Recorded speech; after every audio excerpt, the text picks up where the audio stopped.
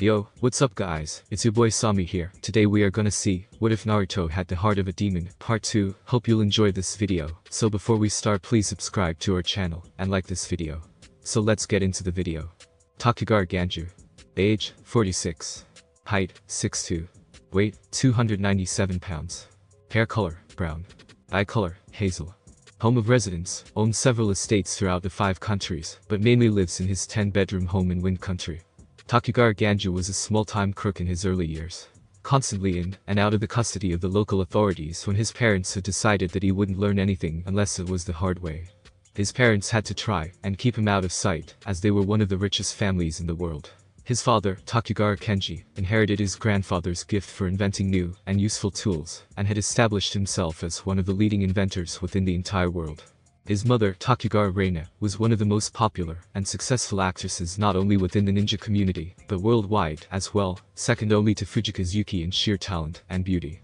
When he was 16, Ganju had already developed a rap sheet that could rival half of the missing nins in Fire Country alone, except instead of killing, he kept himself as stealing, though he did increase the scale at which his thefts occurred, eventually pulling a full-scale bank job for his 16th birthday. His parents had finally had enough and decided to cut him from the family name, thereby disowning him and preventing him from gaining their inheritance. Unfortunately, Ganju found out about his parents' plot and naturally became enraged. He used the money that he had stolen to buy out the services of a missing nin, the now deceased missing nin Mamachi Zabuza, and ordered him to kill his parents and leave absolutely no witnesses. Zabuza carried out his contract expertly, eliminating Kenji and Reina before either could make Ganju's banishment from their family official. Any and all close advisors were also killed in this slaughter. Ganju feigned his sadness at their funeral, and in a speech that could have made anyone there vote for him to become Kage of any of the villages, promised to carry on his father's and his grandfather's legacies, making their corporation the biggest and best that the world had ever seen. And to an extent, he held true to his promise. Over the course of a few years, the company's income had increased by at least 150. He used the increase to expand the business to other countries, eventually becoming a global phenomenon.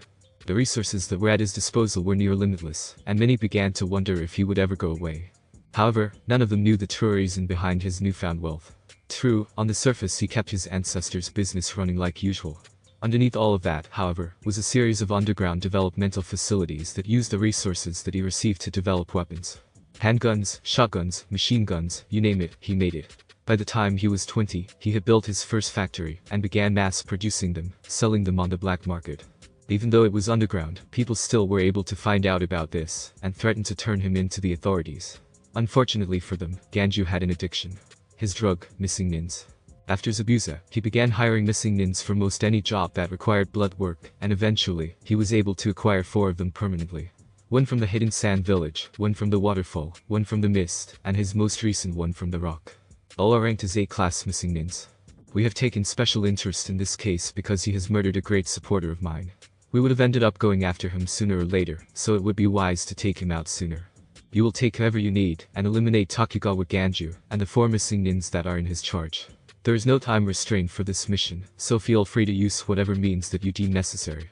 Good luck. Tsunade, Godame Hokage. End of mission order. Yamanaka Ino stared down at the mission profile that had been delivered to her earlier that day again. At first, she had thought she knew what to expect out of this mission. Some fat tyrant with money to throw around at some missing nins needed to be taken out. And while she was somewhat right about this mission, the fact that there were 4 A-class missing nins there made the mission that much more interesting.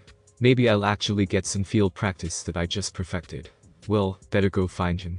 If he is as bored as he said he has been, this should be the wake-up call that he has been waiting for. It took her no less than 5 minutes to locate Uzumaki Naruto, as opposed to the half an hour that it usually took. She was surprised at just how easy it was to find him when she started thinking about it. Though the fact that there were only a handful of places that he would be didn't hurt. During the night hours, he was in his apartment. Breakfast, lunch, and dinner were spent at his favorite ramen stand.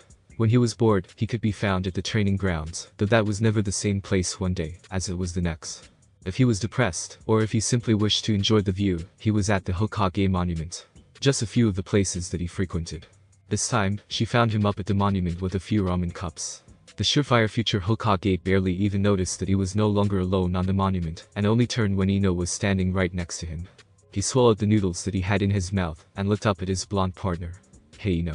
You got a mission. He nodded towards her, acknowledging the fact that she was in her Anbu outfit, with her mask in her hand. We have a mission. She tossed him the scroll. Read that on the way to your apartment, burn it when you're done, and change over. Don't worry, this one actually promises to be fun. This time we get to kill missing nins. The class. 4 of them. Naruto perked up when he heard her declare that they actually had bad guys to kill. Sweet. Things were starting to get kinda boring around here.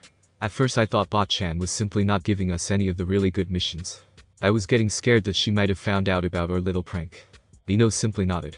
In the back of her mind, she also had her fears about the freakishly powerful Hokage, possibly finding out about the prank that they had played on Sakura at her expense. The woman was far more perceptive than her gambling, and drinking made people think. However, within the week after they had performed the prank, the worst that they had seen Tsunade do to anyone during that time was the complete and total torture of her apprentice, Sakura. Ino had never seen the girl look more of a mess than during her week in the field with the Hokage. However, she felt that it was Sakura's own fault. If she would have noticed just how good of an opportunity she was passing up for Sasuke, the whole prank would have never happened. Ino had used their week of inactivity to get closer to her partner, learning as much about him as she could. And she was surprised by most of the things that he allowed himself to tell her. The first thing that caught her off guard was his detailed explanation of what happened after everyone was put to sleep during the Chunin exams, and while she was surprised to find out about Naruto's exploits against Gaara. Going particularly wide-eyed when he spoke about how he summoned Gamabunta, she did ask if he would have been so motivated if he had known that Sakura never would have wanted to be with him. His answer shocked the hell out of her. Yeah, of course I would have. She was still my friend, and she was still a ninja of Konoha. If I am to become Hokage, I will have to protect people who don't like me anyway, right? Might as well get as much practice now. Typical Naruto. Next was his adventure with Jiraiya, and his quest to bring Tsunade back to Konoha to become Hokage. The fact that he learned the Rasengan, the attack that the Yondaime himself created, was just an extra added bonus. She was a little pissed when she found out that Yakushi Kabuto, the only other person that she had ever seen that wore as much purple as she did, was working with the Orochimaru from the get-go. Naruto, not willing to spend time with a pissed-off Ino, showed her the crystal that Tsunade gave him. She became particularly teary-eyed when he explained the history behind that crystal. She hugged Naruto tightly after he had finished, and said, "You have survived more than any one person should. You will become Hokage." Her final surprise of that week came when she found out about Naruto's friendship with the Sand Ninja, Sabaku no Gaara, who she had recently found out was Kazekage. These two had nearly killed each other during the Chunin exam, and although Sand and Leaf were back on good terms after the invasion attempt, she figured that two people who fought so fiercely couldn't just forget like that. His explanation only left her even more confused. Though we may not seem like it, we're really more alike than you think. When he wouldn't say any more, she gave up and accepted. Throughout all of his explanations, there was one thing that she noticed about this Naruto that differed from the old Naruto. When he spoke about all of these great things that he had done, he didn't sound like he was bragging at all. On the contrary, he actually sounded like all of these things were everyday happenings for him. She wasn't sure if he was naturally humble, or just didn't think that it was all that big of a deal anymore, but it impressed her to no end. But her time with him had been cut short when Coyote came with the mission orders from Tsunade. Naruto turned into another person when he put on his Anbu mask, as if he didn't have enough masks, as it was. During their missions together, he rarely talked, only speaking when it was absolutely necessary. It was kinda unnerving to see the usually exuberant Naruto so quiet and solemn. Not that she was complaining or anything. After all, silence was what made the Anbu so effective in missions. The only time that the enemy knew that they were there was when it was too late. It was just that, at least once just for kicks, she would like to see him jump on a rock and yell out, "I am Uzumaki Naruto, Konoha Anbu member, and I am gonna kick all of your asses." And then proceed to do just that. She had been so lost in her thoughts that she hadn't even noticed that Naruto was no longer with her on the monument. In fact, by the time she had noticed that he had left, he had already returned fully clad in his Anbu uniform. "Hey, aren't we bringing Kiba with us? I'm sure that he must be just as bored as we are with all of the training that he is going through. I already tried to get him, but he and his sister are out on a joint mission with the Hidden Waterfall village. Oh well, it's his loss I guess. Well, let's get going." He took off for the front gate of the village. Ino gave a light laugh. Still a kid at heart. She started running after him. They reached the entrance at the same time, put their masks on, and in a flash, the Anbu team disappeared. -2 days later. Naruto looked up at the mansion, and was impressed. The mission order said that the guy was a rich bastard, but you couldn't truly appreciate just how rich someone was, until you took a good look at how big the house that he lived in was. Then you just had to wrap your head around the fact that he owned more than one of these things. Outside of that, it also made his job that much easier. Big houses like these usually meant that the person inside needed extra security to ensure that he remained safe. Naruto believed that he bypassed this step, under the impression that 4 class missing nins could keep him safer than any number of security guards could, but Ino wasn't willing to take that chance, jumping into the body of a bird and scoping out the mansion. He turned back to the limp figure of Ino, extremely glad that he was partnered with such a resourceful ninja. Wonder how things would have been had we been on the same team as Genins. That train of thought ended when Ino came back to life, and after spending a few seconds getting her bearings, turned to her partner. I hate to admit it, but you were right. The only bits of security for the entire mansion are the ninjas that he has on his payroll. He has 2 of them patrolling the outside of the mansion, and I would be willing to bet that the other 2 are with him. Naruto turned his gaze back to the mansion. Good, that means we only have to seriously fight 2 of them. Where are they now? One of them is patrolling the perimeter of the house, the other is on the roof. You take the one on the ground. I'll meet you back here in 5 minutes. Naruto was gone almost before the last word escaped his mouth. Ino was used to it by now. When Naruto said 5 minutes, he meant 5 minutes. So questioning whether he was actually going to be there in 5 minutes wasn't even an option. She moved through the trees, and eventually found her target, the missing nin. Okay, Shika, let's see if I was able to get this one right. She took off her kunai holster, and faced her target. She went through a series of seals, and ended with her hands in a special seal that she had developed, her hands shaped like a diamond with the tips of her fingers touching at the top, and her thumbs at the bottom. She looked through the hole that her hands made, and centered him within it. Here goes nothing. She activated the, and seconds later, the missing nin stopped walking. Ino cringed just a little, thinking that maybe it didn't work, and he sensed her chakra signature. However, when she took a step backwards to turn and run, she saw that he also took a step backwards. Surprised, she raised her hand, and the ninja copied her movements perfectly. Ino could stop the smile that came across her face as she tried. Yes, it worked. The mind imitation jutsu is a success. She had been waiting to test this out for a while now, and couldn't wait to tell her former teammate that all of their hard work had finally paid off. It started out as a simple statement from Shikamaru. Hey, Ino, if you really want to get better than Sakura, maybe you should come up with a way that can beat her. After all, we saw how well that troublesome Shintention no Jutsu did against her. Ino's first impulse was to bash him over his pineapple-shaped head, but then she started thinking about what he just told her. Maybe I do need something new, something all my own. In the weeks after that revelation, she began thinking about what kind she should make. Bah, this is too hard. How am I supposed to come up with a new out of thin air? Most of the ones I have thought of have already been made. Needless to say, it was a frustrating time for Ino. Then, when she had heard about Naruto's Adama Rasengan, she was struck with inspiration. I don't have to come up with something completely new. I just need to expand what I already know. No sooner had that thought entered her mind, she already knew which to use. The Shintention no, while incredibly useful as a reconnaissance, had no place in a combat environment. If she was to start anywhere, it would be there. But just how could she expand upon it? Her answer came in the form of her teammate, Shikamaru. Using his favorite as the base, she got to work on her newest. The end result, mind imitation jutsu. Instead of sending her entire mind to her opponent, she only sent some of it. Just enough to allow her to control her opponent's movements. Ups, she didn't feel their pain, and she didn't die if their body died. Downs, she couldn't see into her opponent's mind. Using her newest jutsu's most useful up, she moved her hand down to where her kunai pouch used to be, and he began to rummage through the kunai pouch that was still on his leg. She then made him pull the kunai out, and thrust it cleanly between his eyes. Since she could only control living minds, he was broken immediately, and he fell like a rag doll to the ground. After making sure that the body wouldn't be found anytime soon, she made her way back to the meeting place, her mask hiding the ear-to-ear smile that was on her face. Roof of the mansion.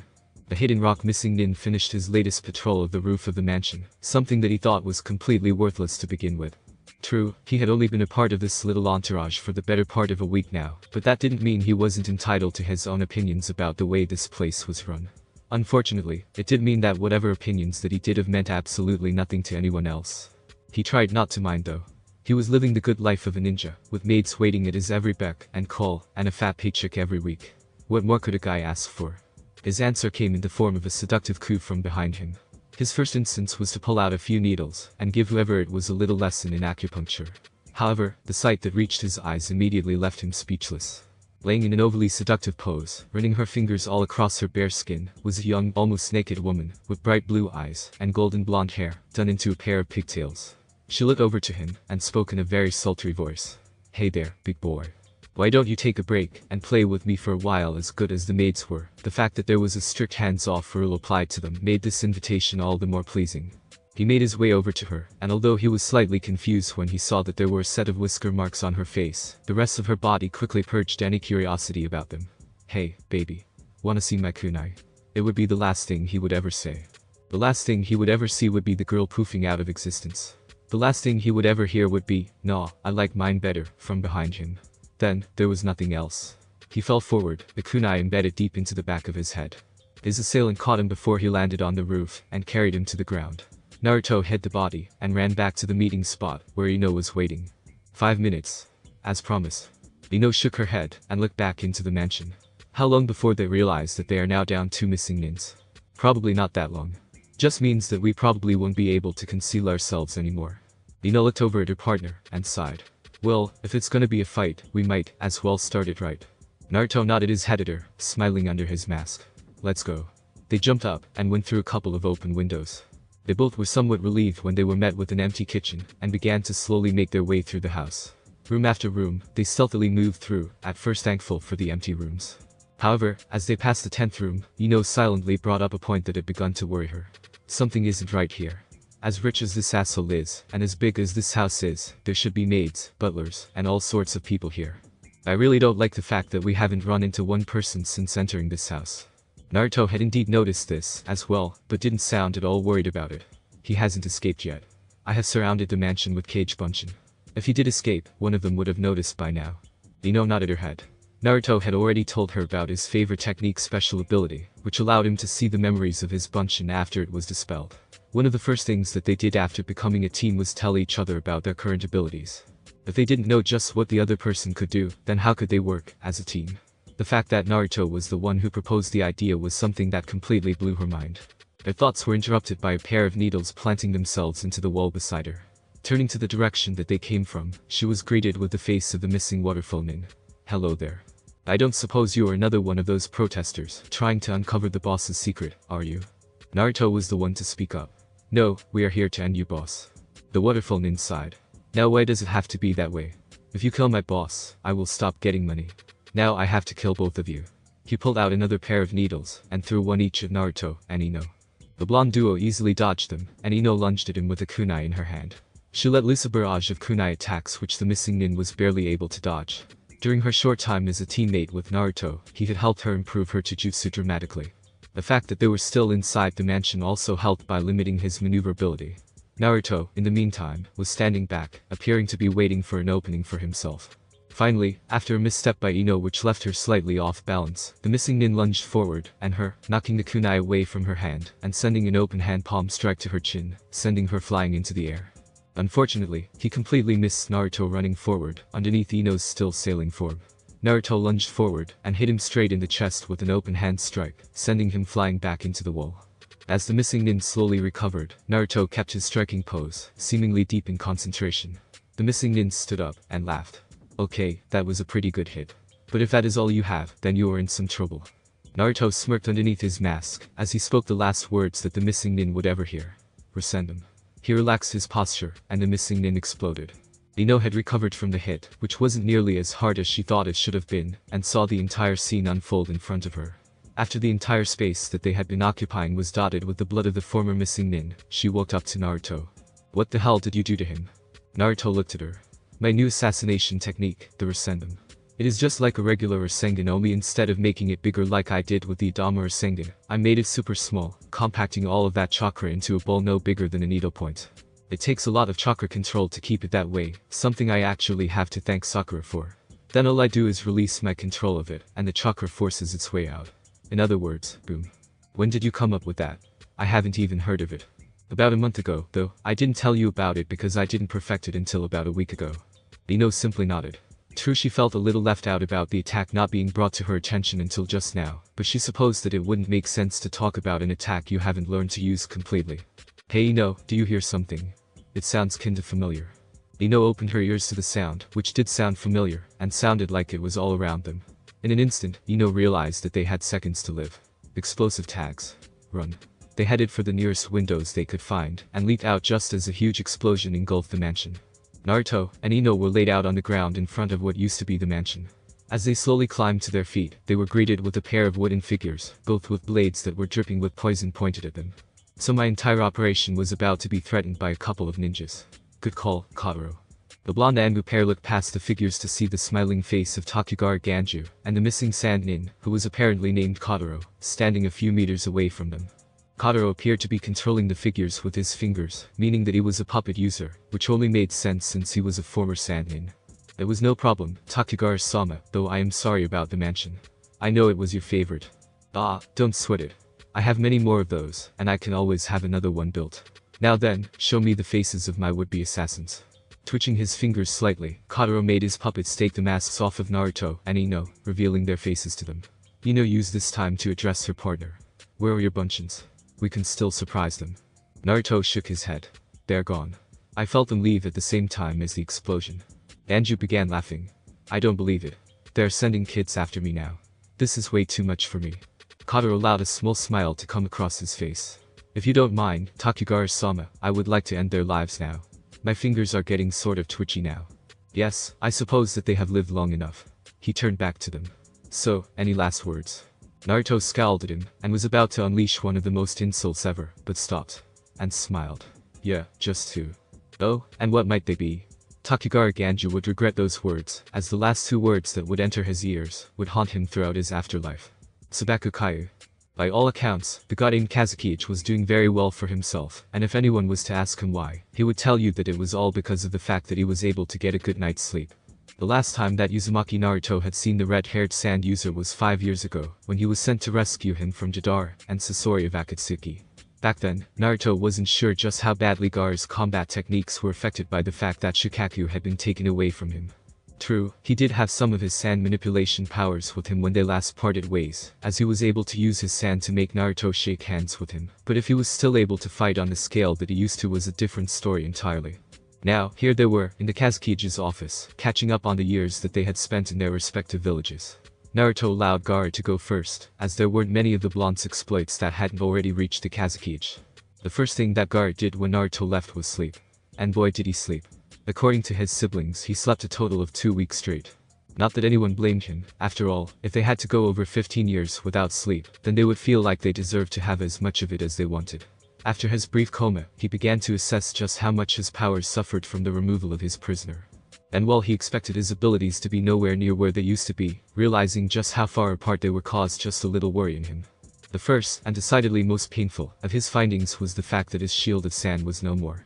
The sand didn't automatically defend him when an attack came, no matter how slow it came. Next was the fact that without Shikaku's chakra reserves, his armor of sand, which took a lot of chakra to maintain, was utterly impossible to maintain in a combat situation. Almost all of his offensive moves suffered greatly, though his most basic move, Sabaku Kayu, was still considered usable by his standards. His standards being that he could still kill his opponent with it. His solution was a simple one, and Naruto wondered if his comrade had spent some time around another Konoha shinobi. His solution, hard work. He dedicated all of his time into increasing the effectiveness of his offensive moves, increasing his chakra capacity greatly, though it would never reach the heights that it used to, and increasing his evasiveness. His shield of sand, and his armor of sand, would not be coming back anytime soon, so Gaara had to change his fighting style dramatically. Instead of simply standing in one place the whole battle, and sending his sand out to attack, and kill his enemy, he learned a few basic taijutsu forms from a few of the taijutsu masters of his village. He only used his sand occasionally, just as a way to either gain the upper hand on his opponent, or to finish him. Not to say that his sand powers were completely shot down. On the contrary, his offensive techniques had reached the level that they had been before the Akatsuki attack. Naruto had witnessed that firsthand when he dispatched the missing sand nin and Takugar Ganju.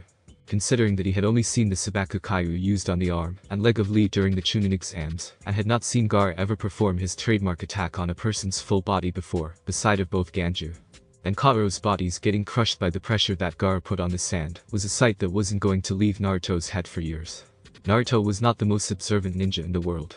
After all, it took him all of his entire ninja life to notice the blindingly obvious affection that a certain Hyuga harbored for him. However, after spending his 6-month Anbu run as her partner, Naruto was completely aware of how silent Yamanaka Ino was right now. He wanted to believe that it was simply the fact that they were sitting at the office of the Kazakige, even if he reassured her over and over that they were close friends, but immediately discounted that theory, since she was just as loud and belligerent as he was when she was in the presence of the Hokage. It was here that he wished that he could use one of her mind-reading jutsus, so he could determine just what was going through her mind. As Gaara motioned for Naruto to begin his side of the catching up, Ino, who had basically been standing to the side watching the two get caught up with each other, was sending her expert observational skills into overdrive. And the first thing that she noticed was how open the Kazukiichi was. The last time she had seen the red-haired Kazukiichi was 8 years ago, when the Konoha 11-Tenten had been dispatched to help the Sand Ninjas retrieve Gaara's student, and even then she noticed just how silent he was. He rarely spoke to anyone other than his brother, sister, or Naruto. And even when he did speak, it was straight to the point. He never said any more or less than what was absolutely necessary. This, however, was a welcome relief from when she had first met him during the Chunin exams. It was almost as if he was out to kill anyone and everyone who even stopped to say hello to him. But now, he almost seemed friendly. Granted, he still had the same dark marks around his eyes, and still held his near emotionless gaze on whoever spoke to him. But still, it was almost a pleasant atmosphere inside of his office. It was like she was looking at a completely different person from the one that she knew. But then again, she was already used to that, having been around Naruto for so long. This, once again, brought her back to when Naruto said that he and Gaara had more in common than she knew. She was now truly forcing herself now to force her way into his mind and find out for herself just why the blonde-haired prankster always seemed to shut everyone out when certain topics about him came up. But she restrained herself, believing that Naruto would indeed tell her whatever secret provoked such dark moods within him when he was ready. After Naruto was finished telling his 5-year story to Gaara, he then asked just how Gaara found his way to the mansion. I had decided to look into any and all past records of unresolved incidents within my village. One of them was an A-class missing nin named Kotaro, one of our most prominent puppet users. No one knows just why he decided to go rogue all of a sudden, but he became a top priority when he stole an ancient puppeteering scrolls. We had a second copy of the scroll hidden away, but if that scroll was put into enemy hands, then one of our village's greatest weapons was gone. Unfortunately, with the death of my father, most of the cases, along with his, had to be put on hold in favor of rebuilding the village after the failed attack on your village. Once I took over as Kazukiichi, after the whole Akatsuki incident, I began a thorough investigation of each and every case that could not be resolved before my father's death. The Kotaro case intrigued me immensely, and I placed all of our resources into finding him. Unfortunately, stealth appeared to be one of his strong points, as we were unable to locate him within the 5 countries. We started coordinating with your Hokage, figuring that 2 villages looking for a missing nin had a better chance of finding him than just one. We finally got Alette when she gave us the report on Takugar Ganju. I decided to handle this one personally. Naruto and Ino both nodded their heads. Good thing you showed up when you did. If he was as good as you said he was, then I doubt neither me nor Ino could have moved fast enough to escape getting poisoned. The next thing that Gaara did actually caused a sharp shiver to run down Ino's spine. He smiled. It wasn't the big, toothy, ear-to-ear smile that Naruto was famous for, and it wasn't the evil, sadistic smile that she saw on Gaara during the preliminary fights. No, it was just a slightly amused, microscopic raise of the corner of his mouth. Truth be told, I could have intervened before the house exploded, but when I found out that you two were inside, I wanted to see if you could have finished it on your own. After what I saw, however, I am beginning to think that you two need more help than you think. Ino's jaw was almost touching the floor. The goddamn Kazukiichi had just told a joke. Her brain had just become completely fried, and she was incapable of coherent thought, much less words. Thankfully, and surprisingly to Ino, Naruto wasn't having as many problems as she was. Aw, come on Gaara. You have to give us some credit. They had to blow up a mansion just to keep us down long enough to trap us. Gaara didn't let the grin leave his face. Maybe I should tell your Hokage that you really can't handle the missions that are given to you by yourselves. I'm sure that she will be more than happy to lighten your load. Naruto started laughing out loud, clearly not worried about his friend's threats. That's a good one, Gaara. You're a funny guy. However, when he finally did look up at the Kazukiichi, the look on his face pretty much said, I dare you to think that I won't. Now Naruto got worried. Hey, Gaara, you aren't serious about that, are you? I could have a messenger hawk sent out within 10 minutes. Now Ino was getting worried. Please, Kazukiichi-sama. It is boring enough when we have to do simple missions. The really hard stuff is our only real source of excitement. Please don't tell her. Now, the other corner of his mouth had risen up. Dear Hokage, the Anbu team of Yamanaka Ino and Uzumaki Naruto, after a first-hand investigation of their skills, do not seem fit to be able to handle some of the more demanding assassination missions that you request of them. Now Naruto was biting his fingernails, sweat dripping from every pore in his body. Come on Gaara, quit playing around. You know we can handle them. Gaara pretended to not hear them.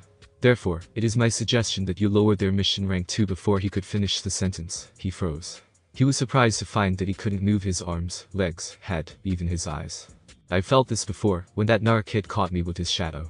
But he isn't here now, so what his body then turned towards the female blonde, and he saw that she was using some sort of strange seal.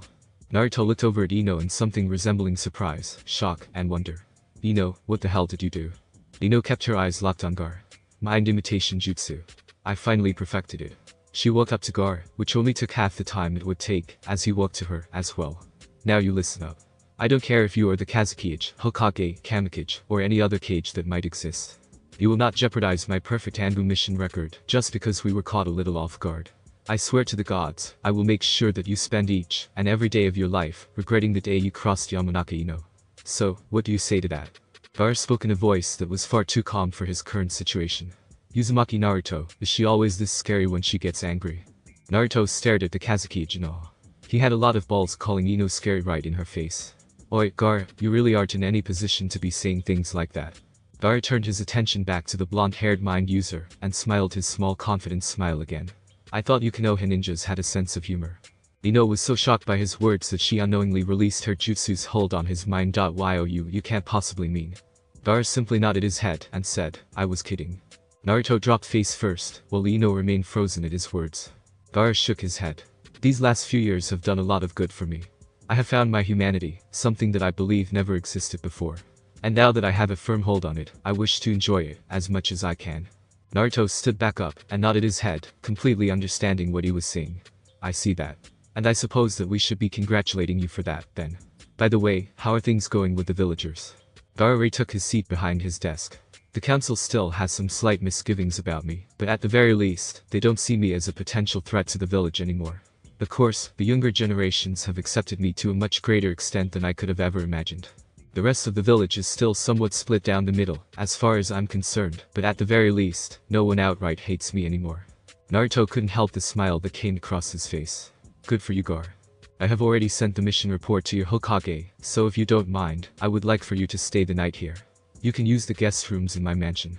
Ino, finally recollecting herself, and being the more refined of the two, bowed to the Kazekage. Thank you, Kazekage-sama. Now, if that is all, I would like to speak with Uzumaki Naruto alone. Ino nodded, and turned to walk out of the door to his office. Once Gaara was sure that they were alone, Gaara turned to his friend. What happened to the other girl? The pink-haired one. It took Gaara a while before he could register what he was asking. Oh, Sakura.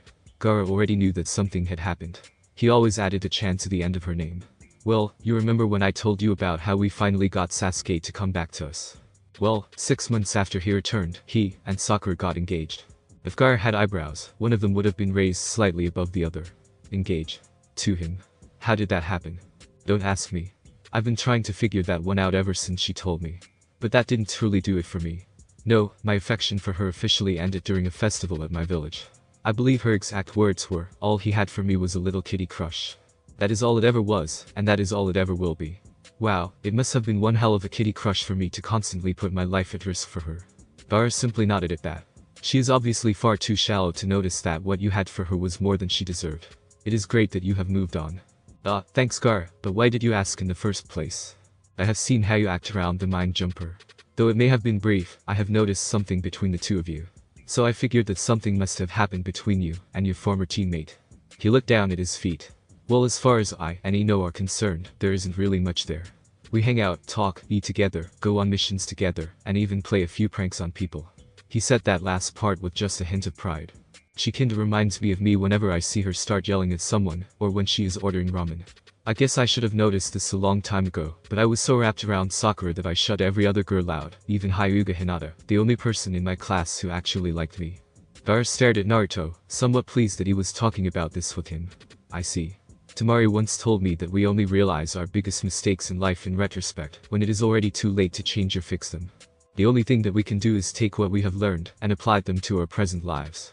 You have done that by realizing that, although you spoiled your chance with someone who truly admired you when you were younger, there was still someone there who you had a decent chance with. While she is extremely frightening, the Yamanaka appear to accept you completely.